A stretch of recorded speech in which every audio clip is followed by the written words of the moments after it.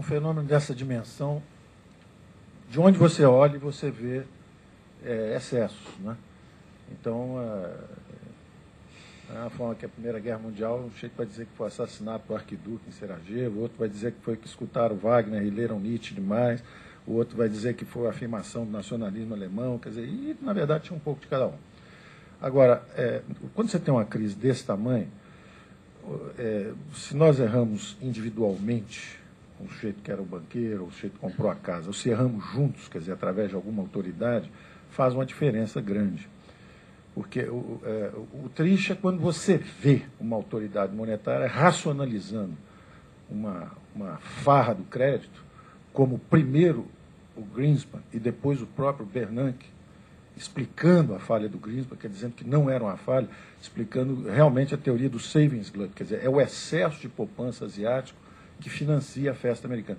Isso é grosseiramente incorreto, porque qualquer economista bem preparado sabe que, se isso fosse verdade, se estritamente a festa americana fosse financiada pela poupança da China, o dólar tinha que subir muito, se valorizar muito em relação à China. Como a gente vê, o capital estrangeiro, quando entra no Brasil, valoriza o real, né? O real desce para poder abrir o déficit de transação corrente. Então, erros técnicos importantes foram cometidos em nome de seguir com a farra.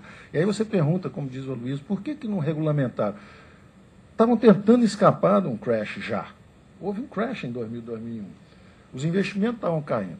Na verdade, o Greenspan abriu os portões do inferno, fez um pacto com o diabo e incendiou o negócio. Essa é a verdade. Quer dizer, um economista de formação razoável sabe que isso estava para acontecer. 2 anos ou 3 anos atrás, até alguém aqui do Instituto Milênio, quando saiu a biografia do Greenspan, nós vamos conversar sobre a biografia, eu falei, guarda bem, eu não vou elogiar não, se vocês quiserem eu vou no Sul mostrar como é que esse cara vai destruir a reputação do capitalismo. Deve estar aqui, estava conversando comigo um pouquinho antes. O que eu te disse na época?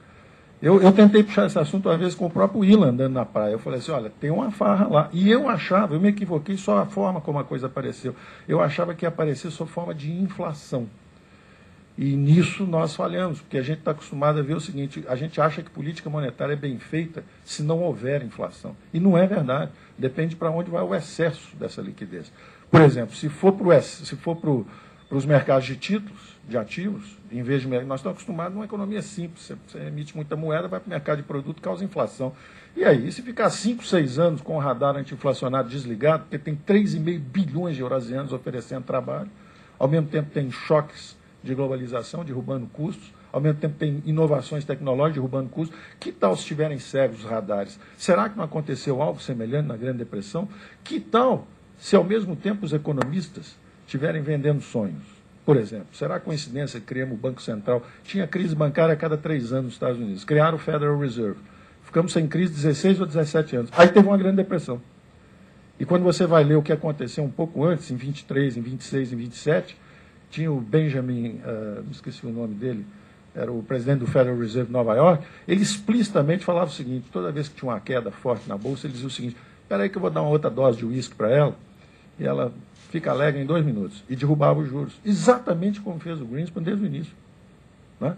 Então, evidentemente, houve um excesso, uma farra, e eu me pergunto, será que ele queria regulamentar alguma coisa? Pois se ele estava justamente ativando a demanda da forma mais violenta possível para poder travar o crash que estava vindo pelo outro lado. Né? Então, nós estamos, na verdade, numa luta muito mais longa. Quem está achando que a crise começou agora não entendeu nada. Começou em 2000, 2001, quando o investimento colapsou, e aí ele reanimou com um outro tipo de instrumento, e a luta continua. O dólar está sendo debased, foi de 0,80 para 1,60, o ouro veio de 200 para 1.000, quer dizer, quem está olhando as impressões digitais, elas estão em toda parte, de erros do governo. E o que me preocupa é justamente que um funcionário público possa mudar a história do capitalismo. Todo mundo agora conclui que a economia de mercado é muito ruim, que é um excesso, que os banqueiros são greedy, sempre foram. Sempre foram. Né? Tem que ter regulamentação? Tem que ter, sim. O que há de novo aí? O que há de novo aí foi um exagero de todo mundo, mas onde as autoridades monetárias estão com as 4 patas, não são 2, impressas em toda parte.